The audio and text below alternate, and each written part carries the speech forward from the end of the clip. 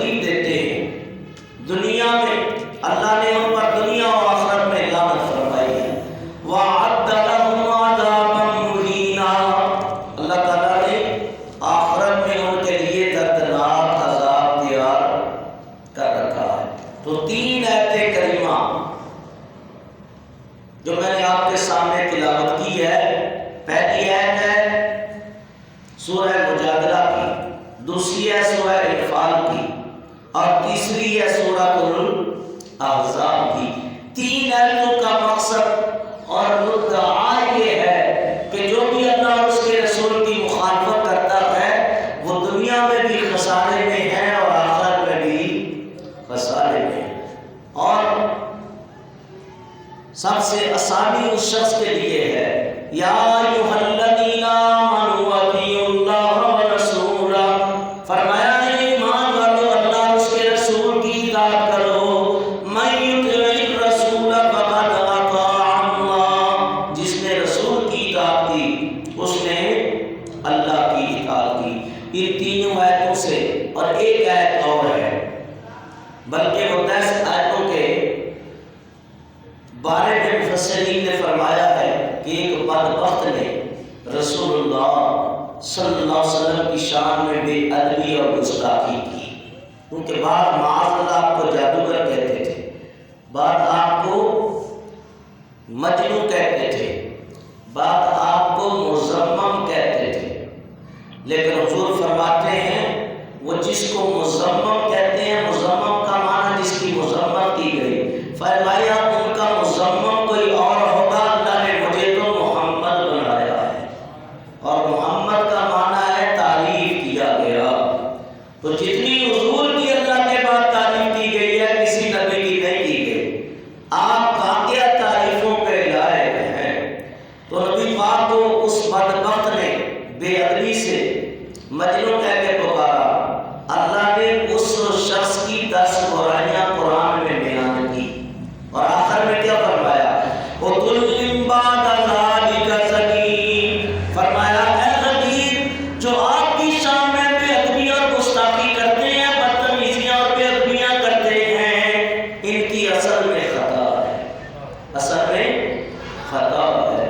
اور یاد رکھو حلالی تخم کا جو معاملہ ہوتا ہے، جو حلالی ہوتی ہے، وہ کبھی گستاخ رسول نہیں ہوتے۔ آپ قرآن پڑھ کے دیکھ لیں، حدیث پڑھ کے دیکھ لیں، صحابہ کے اقوال لے لیں، تابعین کی فکر لے لیں، محدثین کی سوچ لے لیں، تمام نے یہی بیان کیا ہے کہ عاشق رسول ہمیشہ حلالی ہوتا ہے اور گستاخ رسول کی اصل میں خطا ہوتی ہے۔ یہاں تک کہ نبی پاک علیہ السلام کی شان میں بے ادبی کی، حضور علیہ السلام نے ارشاد فرمایا کہ اللہ نے تیری مذمت کے اندر قرآن پاک کی آیتوں کو اتارا، اور ارشاد فرمایا عُتُلٍّ بَعْدَ ذَلِكَ زَنِيمٌ، تیری اصل میں خطا ہے۔ اب وہ شخص بڑا بے چین ہوا، کہنے لگا کہ ان کا رب میرے مذمت میں قرآن نازل کر کے میری برائیاں بیان کرتا ہے، اور محمد جو کلام کرتے ہیں وہ غلط نہیں ہو سکتا۔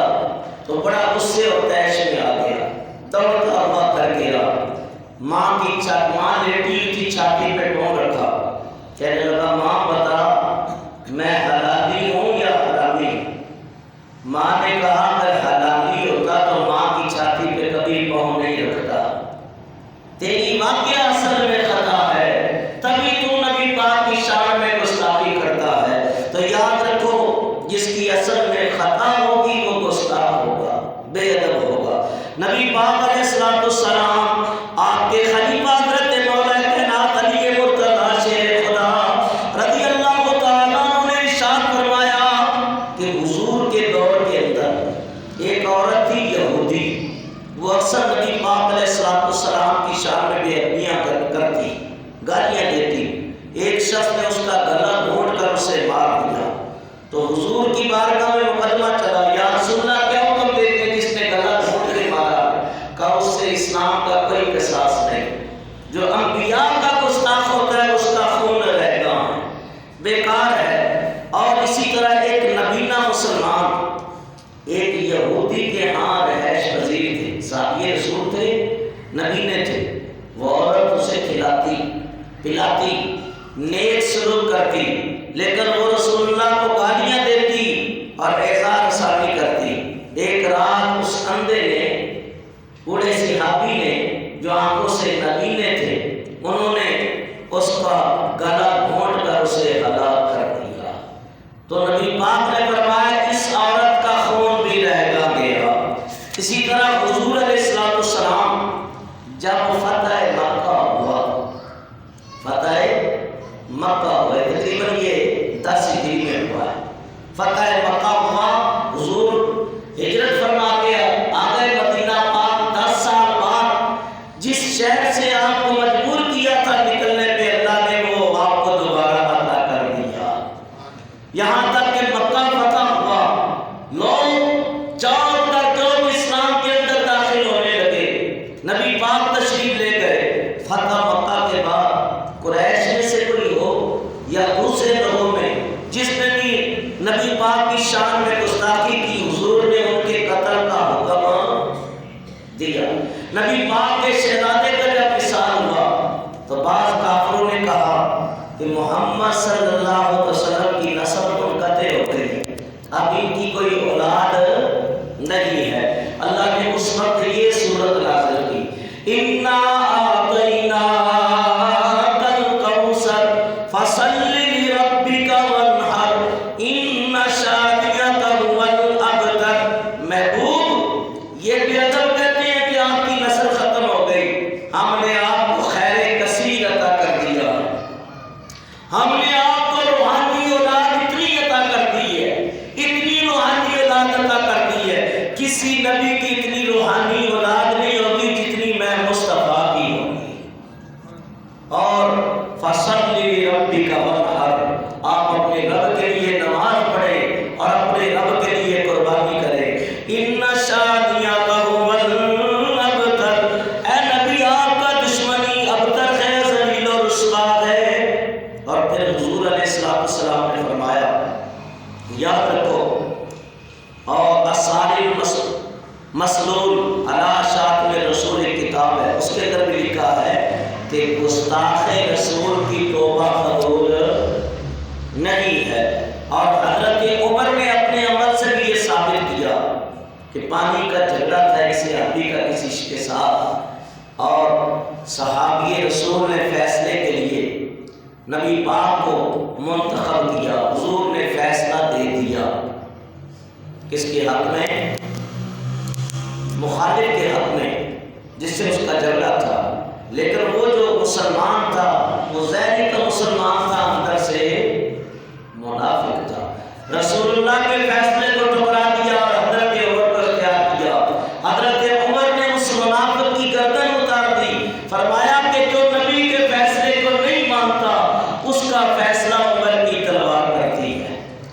اللہ نے فرمایا، اے محبوب تیرے رب کی قسم ہے، فلا ربک لا یؤمن حتی یحکموا، فرمایا تیرے رب کی قسم ہے، وہ مسلمان مومن ہو بھی نہیں سکتا جو آپ کو دنیا و آخرت میں اپنا حاکم تسلیم نہ کر لے، کہ آپ کو اللہ نے حاکم بنایا ہے۔ حضرت امام احمد بن حنبل کہتے ہیں، فرماتے ہیں جو شخص بھی رسول اللہ کو گالی دے، آپ کی تحقیق کرے، چاہے وہ مسلم ہو چاہے وہ کافر ہو، اسے قتل کیا جائے۔ میرا خیال ہے اسے قتل کیا جائے، اسے توبہ کا مطالبہ نہ کیا جائے۔ اور نبی پاک کے دور کے اندر 5 لوگوں نے، جس میں ایک عورت بھی داخل تھی، 5 لوگوں نے حضور کی شان میں بے ادبی کی، ان میں سے ایک تھا ابن خطل۔ حضور نے ان 5 کو قتل کرنے کا حکم دیا تھا، اس میں ابو رافع یہودی بھی تھا جو بہت امیر کبیر تھا، اور ان کو قتل کرنے کے لیے حضرت عبداللہ بن عتیق تشریف لے گئے تھے، جنہوں نے قتل کرنے کے بعد جب اتر رہے تھے تو وہاں سے گرے، ان کی یہ کمر کی پنڈلی کی ہڈی ٹوٹ گئی تھی۔ اب ان کا نام ہے حضرت مالک بن برا یا برا ابن عازب، تو ان کی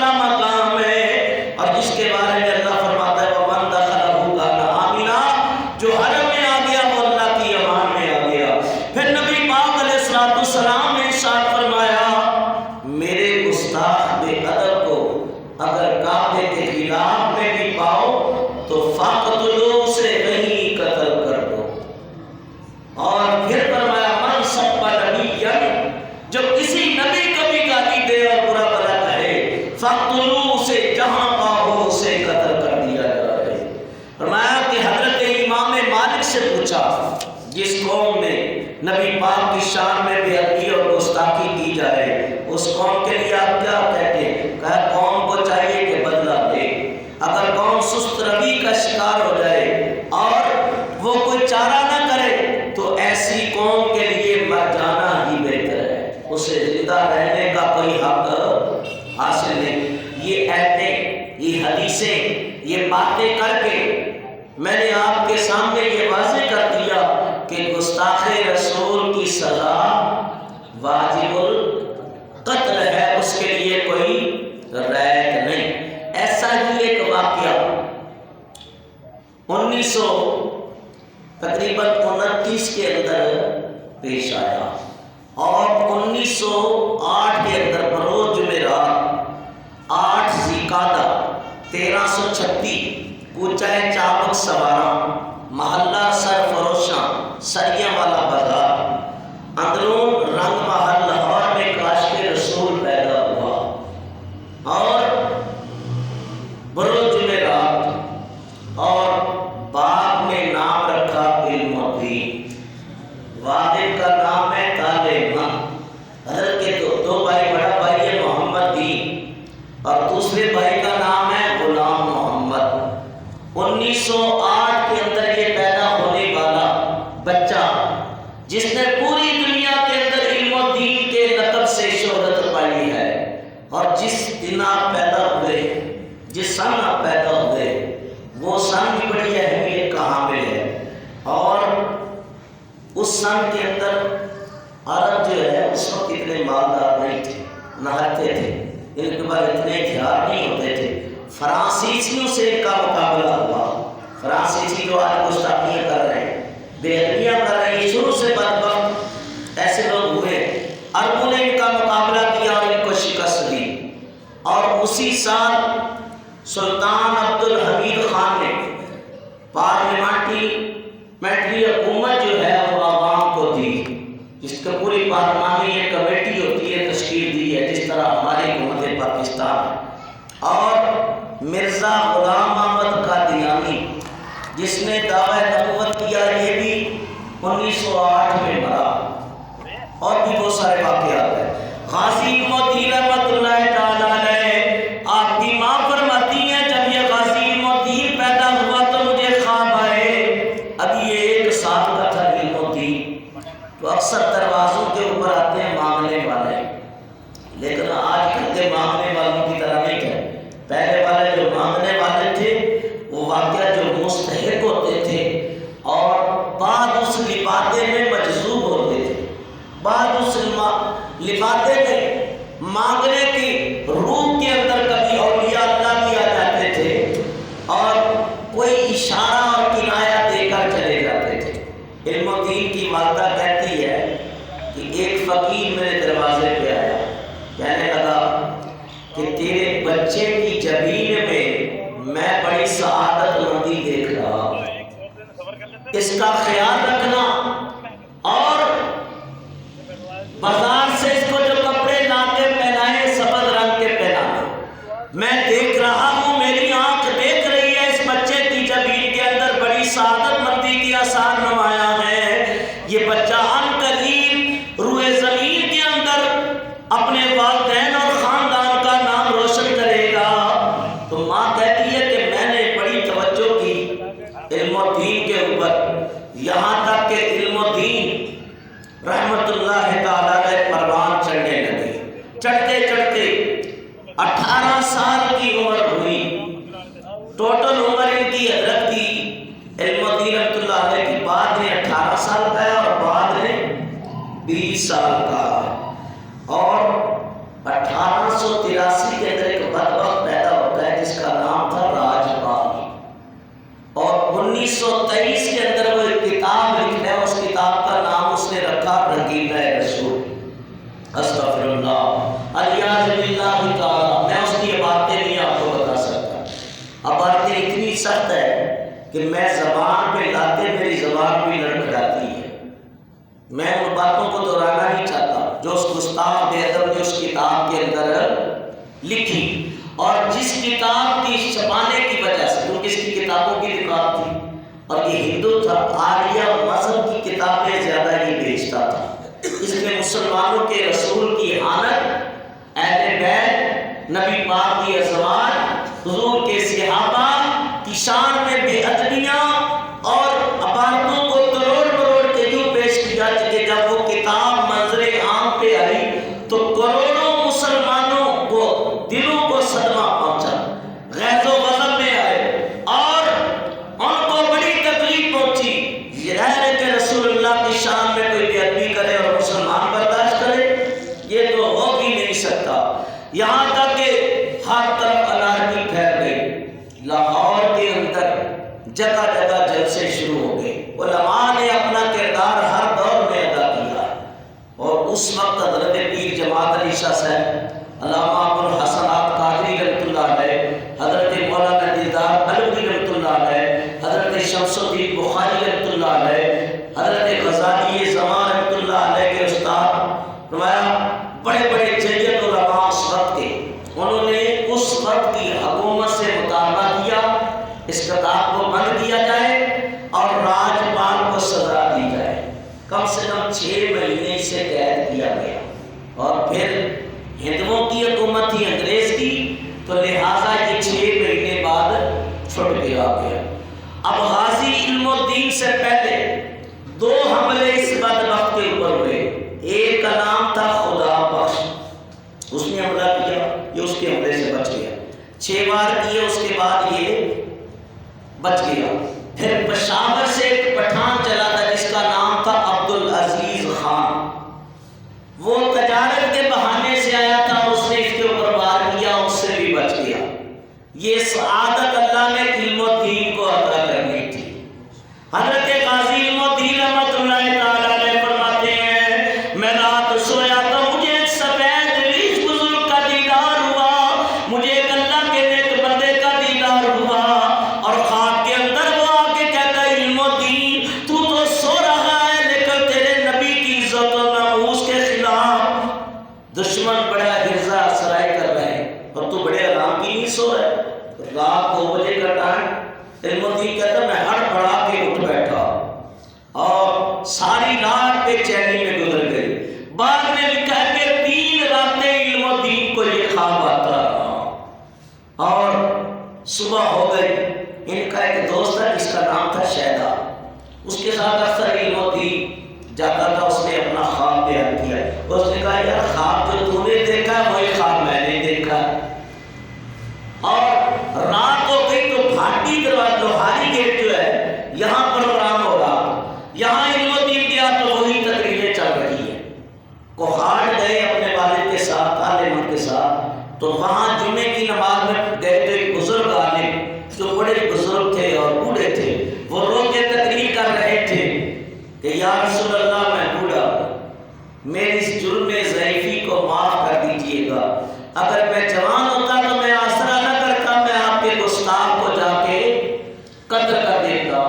تو علم الدین کہتے ہیں نماز کے بعد میں اس عالم کے پاس گیا، میں کہا یہ بتائیں وہ گستاخ کون ہے؟ انہوں نے بڑے پیار سے بٹھایا، ساری صورت احوال بتائی۔ علم الدین کہتا ہے بس میرے دل میں عشق مصطفیٰ کا دریا ٹھاٹھے مارنے لگا، حضور کی محبت کا دریا معجزت ہو گیا، میں نے عزم صمیم کر لیا، اور کوئی کرے نہ کرے علم الدین پہلا کام یہی کرے گا۔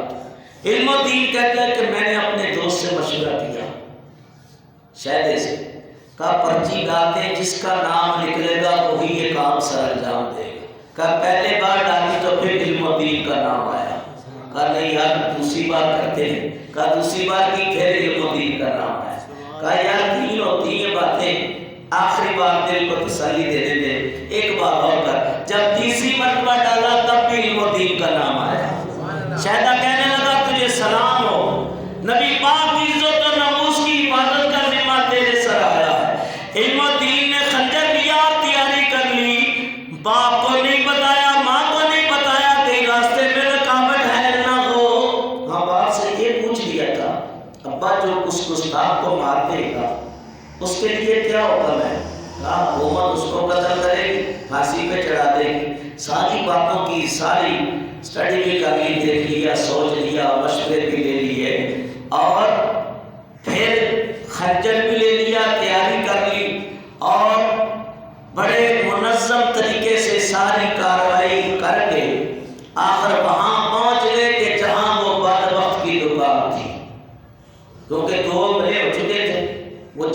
آتا تھا اپنی دکان میں، اس وقت جو انگریز کا دور تھا، ٹیلی فون کرتا، وہ گھمانے والے جو ٹیلی فون ہوتے تھے پہلے دور، وہ کرتا کہ 2 پولیس والے بھیج دو تاکہ میری حفاظت ہو جائے۔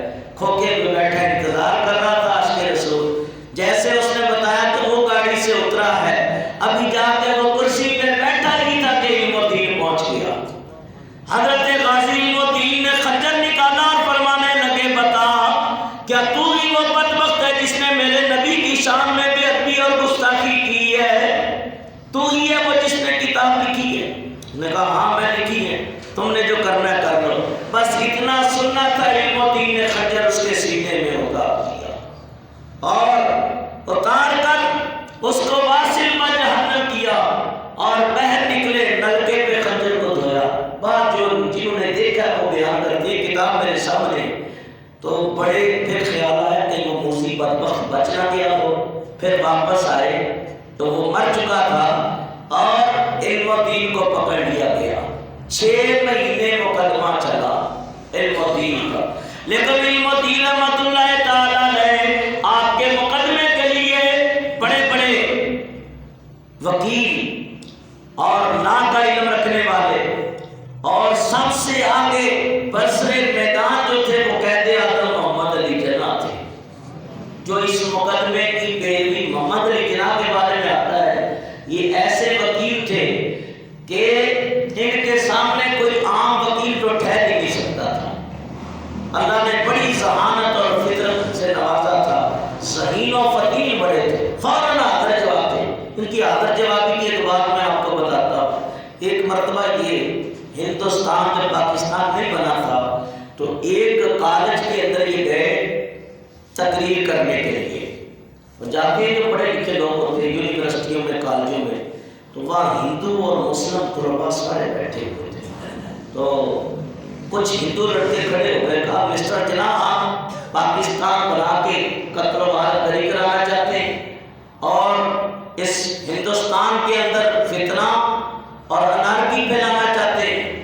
تو محمد علی جناح نے اس کو جواب دیا، بیٹا بیٹھ جاؤ، میں تمہیں ابھی سمجھاتا ہوں۔ یاد رکھو ہندو اور مسلم 2 علیحدہ تہذیبیں ہیں، ہندو کا کلچر علیحدہ، مسلمان کا علیحدہ، اور ہم مسلمان وہ ہیں جو اپنے نبی کی اتباع کے اوپر کامل یقین رکھتے ہیں۔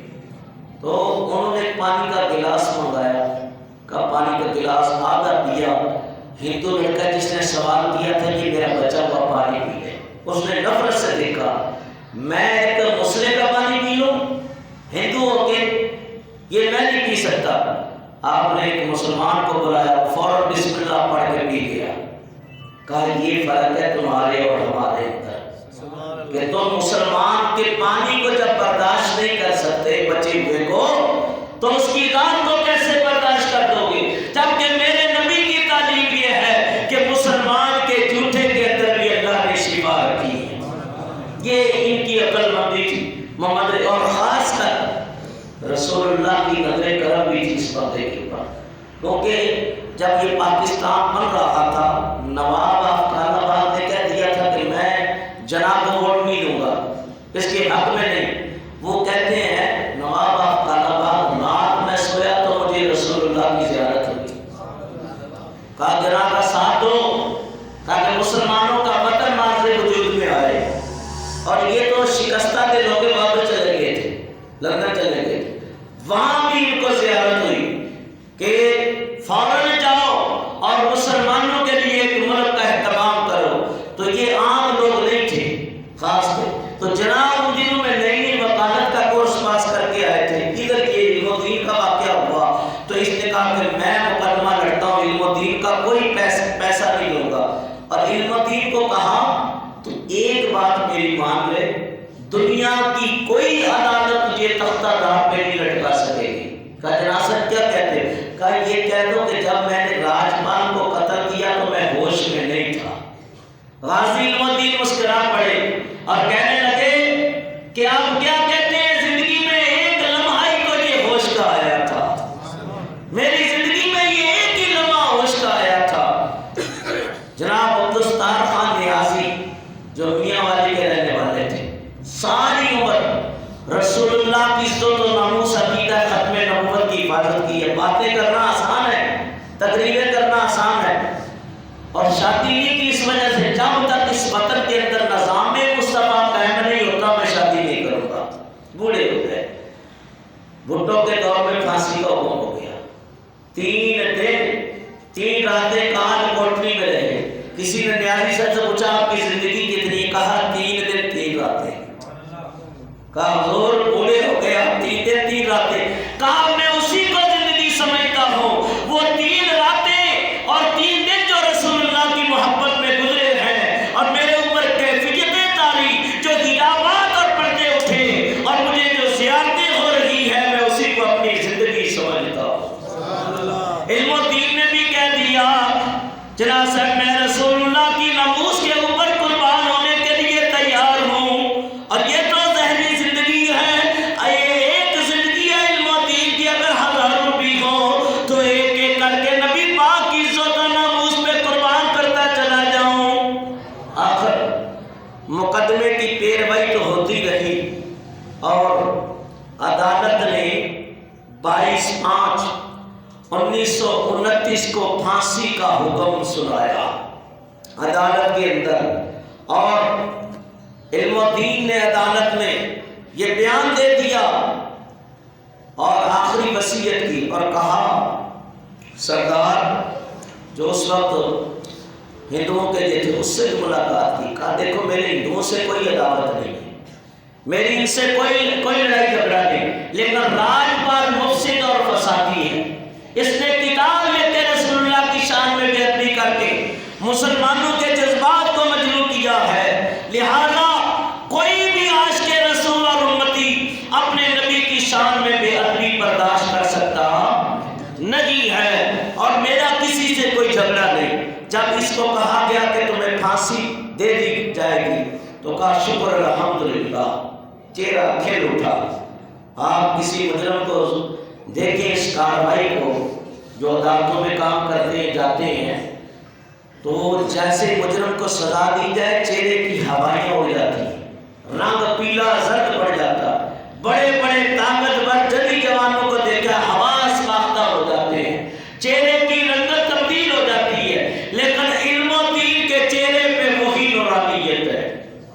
اور بعد میں کہا ہے کہ علم و دین کا جیسے پھانسی کا حکم سنایا گیا، اس کے بعد پھانسی تک علم و دین کا 8 کلو وزن بڑھ گیا تھا، یعنی آپ بے فکر تھے کہ رسول اللہ کی محبت میں جان جا رہی ہے، اور دنیا کو یہ سبق دے دیا غلامان محمد جان دینے سے نہیں ڈرتے، یہ سر کٹ جائے رہ جائے کوئی پرواہ نہیں کرتے، لہذا میاں والی کی جیل میں قید کر دیا گیا۔